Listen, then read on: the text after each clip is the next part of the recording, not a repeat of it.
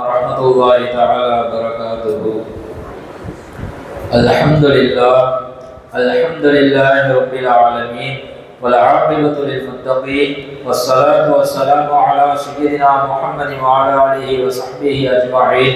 أما بعد، فقد قال الله تعالى في القرآن العظيم وفي الفرقان المجيد بعد أعوذ بالله من الشيطان الرجيم بفضل بسم الله الرحمن الرحيم.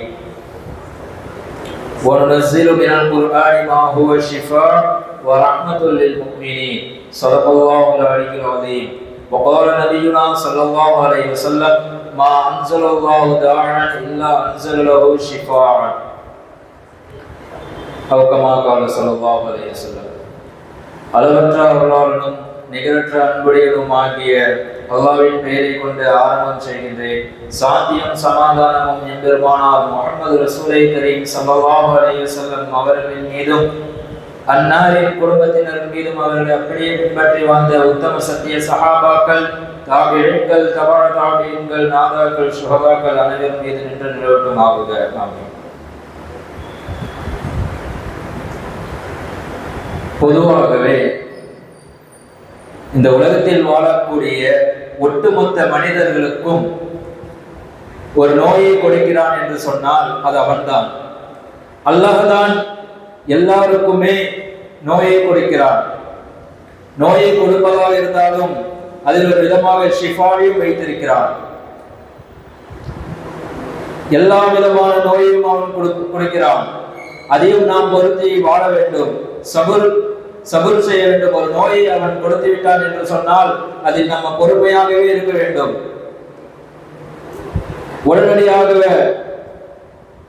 மருத்துவமனையில் சென்று மருத்துவரை பார்த்து நாம் அதை மருந்துகளை நாம் எடுத்தோம் என்று சொன்னால் அது குணமாகிவிடும். இருந்தாலும் இஸ்லாம் நமக்கு தெளிவாக சொல்கிறது, وَنُنَزِّلُ مِنَ الْقُرْآنِ مَا هُوَ شِفَاءٌ وَرَحْمَةٌ لِلْمُؤْمِنِينَ. நாம் இந்த குர்ஆனை இறக்கி இருக்கிறோம், இதிலே நிவாரணம் இருக்கிறது, இன்னும் முஃமின்களுக்கு ரஹ்மத் இருக்கிறது என்று அல்லாஹ் சொல்கிறான்.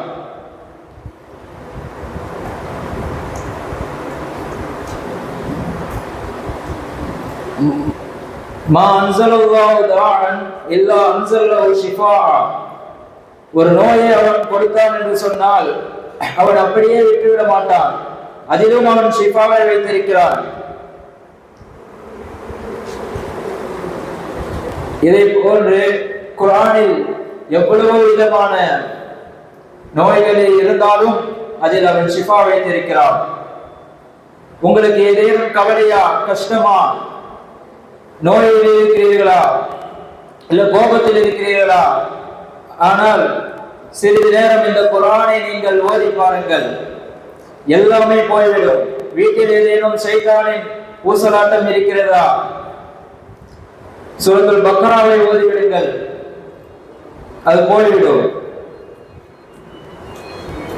இவ்வாறு அல்லாஹ் குறிப்பிடும் போது சூரத்துல் நஹல், தேனீக்களை பார்ப்பது, நஹல் என்றாலே தேனீக்கள், தேனீக்களுக்கு அல்லாஹ் வஹீ அனுப்புகிறான். وَأَوْحَى رَبُّكَ إِلَى النَّحْلِ أَنِ اتَّخِذِي مِنَ الْجِبَالِ بُيُوتًا وَمِنَ الشَّجَرِ وَمِمَّا يَعْرُشُونَ. அல்லாஹ் சுப்ஹானஹு வ தஆலா தேனீக்களுக்கு வஹீயை அனுப்புகிறான். உங்களுடைய வீடுகளை மலைகளிலிருந்தும் மரங்களிலிருந்தும் மக்கள் கட்டி வாழக்கூடிய அந்த கட்டிடங்களிலிருந்தும் உங்களுடைய வீடுகளை நீங்கள் ஆக்கிக் கொள்ளுங்கள் என்று அல்லாஹ் கட்டளையிடுகிறான். பின்பு சும்மக்குழி மின் குல்லி ஸமராத், பின்பு அது எல்லா வகையான கனிகளையும் சாப்பிடுகிறது. ஃபஸ்லுகி சுபல ரப்பிகி துருலா, பின்பு அல்லாஹ் கட்டளையிடுவான், அதிலிருந்து நீ வெளியேறு என்று அந்த தேனீக்களுக்கு கட்டளையிடுவான். யஹ்ருஜு மின் புதூனிஹா ஷராப், அதனுடைய வயிற்றிலிருந்து ஒரு பானத்தை வெளியாக்கும். ஃபீஹி ஷிஃபாஉ லின்னாஸ், அதுதான் ஒட்டுமொத்த மனிதர்களுக்கும் ஷிஃபாவாக இருக்கிறது என்று அல்லாஹ் இந்த தேனீக்களை பற்றி வரிசையாக சொல்லி வருகிறார்.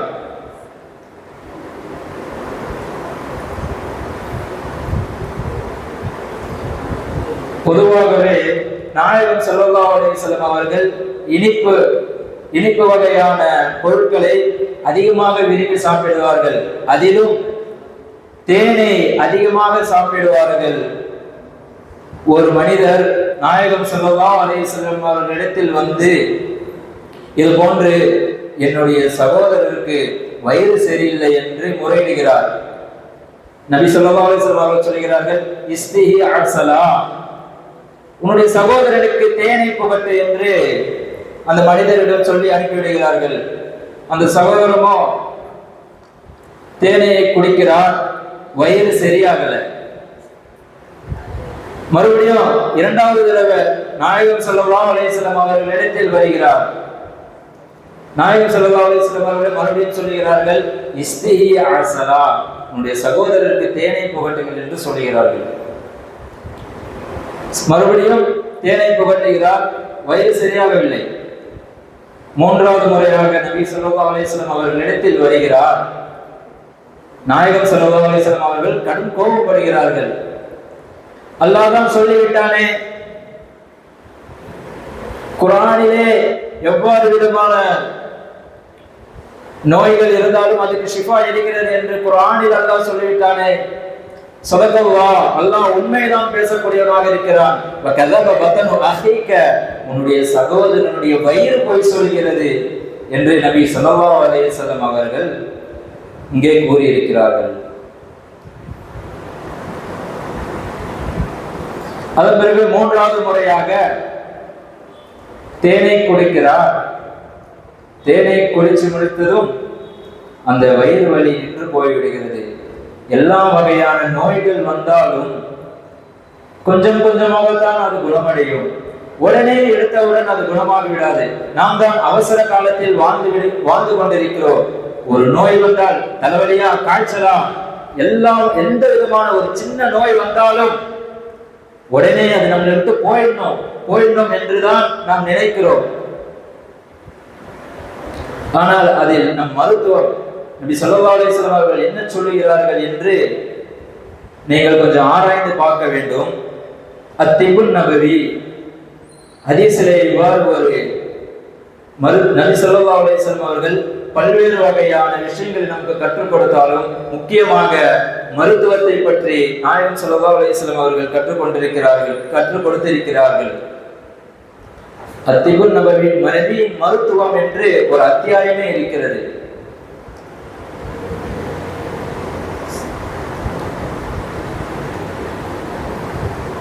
இது போன்று சின்ன சின்ன விஷயங்களையும் நாயகம் ஸல்லல்லாஹு அலைஹி வஸல்லம் அவர்கள் நமக்கு கற்றுக் கொடுத்திருக்கிறார்கள். உணவை சாப்பிடும் விஷயத்திலும் சரி, தேநீரை பருகும் விஷயத்திலும் சரி, சூடான பொருளாக இருந்தால் அதை ஊதி சாப்பிடக்கூடாது என்று நாயகம் ஸல்லல்லாஹு அலைஹி வஸல்லம் அவர்கள் நமக்கு கற்றுக் கொடுத்திருக்கிறார்கள். ஊதி சாப்பிடுவதனால் என்ன நடக்கும் என்றால், நம்முடைய வாயு வழியாக வெளியேறக்கூடிய அந்த கார்பன் டை ஆக்சைடு அந்த உணவில் கலக்கும் பொழுது கார்பன் மோனாக்சைடாக அது மாறுகிறது. மாறி அதை நாம் சாப்பிட்டோம் என்றால் அது கொஞ்சம் கொஞ்சமாக நம்மளுடைய உள்ளுக்குள் இருக்கக்கூடிய உறுப்புகளை அது அரைத்து விடுகிறது என்று இன்றைய சயின்ஸ் சொல்கிறது. ஆனால் 1400 வருடங்களுக்கு முன்னால் நாயகம் ஸல்லல்லாஹு அலைஹி வஸல்லம் அவர்கள் நமக்கு கற்றுக் கொடுத்திருக்கிறார்கள்.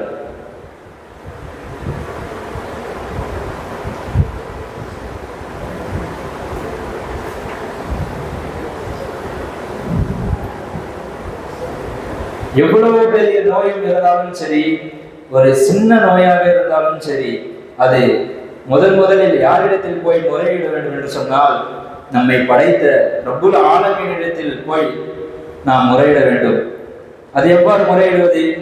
நாம் தொழுத பிறகு துஆவை கையேந்தி இரு கரங்களை ஏந்தி, யா அல்லாஹ், இவ்வாறு எனக்கு நோய் வந்து விட்டது, அந்த நோயை நீ குணப்படுத்துவாயாக என்று துஆவை கேட்க வேண்டும். உடனே எடுத்தவுடன் மருத்துவரை நம்பி நீங்கள் போகலாம். மருந்தும் உடனே அது குணமாக்கிடுதா? இல்லை. ஒரு சில நபருக்கு 3 நாட்கள் ஆகலாம், ஒரு வாரம் ஆகலாம், ஒரு மாதமும் ஆகலாம், ஏன் ஒரு வருஷம் கூட ஆகலாம். எடுத்தவுடன் ஒரு நோய் போவது என்றால் அது போய்விடாது.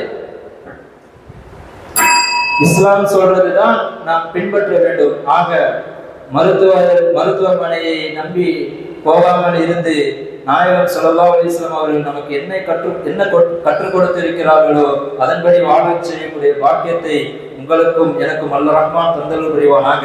வ ஆகிரு தஅவானா அல்ஹம்துலில்லாஹி ரப்பில் ஆலமீன். அஸ்ஸலாமு அலைக்கும் வ ரஹ்மத்துல்லாஹி தஆலா வ பரகாத்துஹு.